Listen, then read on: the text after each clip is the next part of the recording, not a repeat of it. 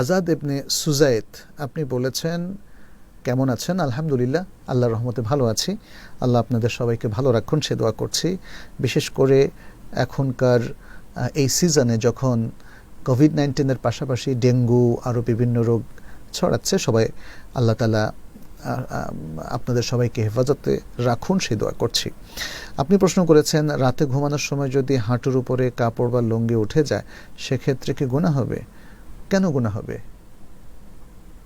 আপনি তো ইচ্ছা করে উঠাননি। প্রথম কথা, কেউ যদি কোনো রুমে এককভাবে শোয়, সেখানে তার সতর খোলার কারণে যদি কেউ দেখতে না পায়, তাহলে তিনি কোনো কারণে যদি সতর খুলে ফেলেন অথবা তার খুলে যায়, তাতে কোনো পাপ নেই। আর যদি সেটা অনিচ্ছাকৃতভাবে হয়, যেটা আমরা এখানে দেখলাম, আপনি বলেছেন যদি উঠে যায়, তাহলে গুনাহ হবে না। এমনকি যদি কেউ হয়তো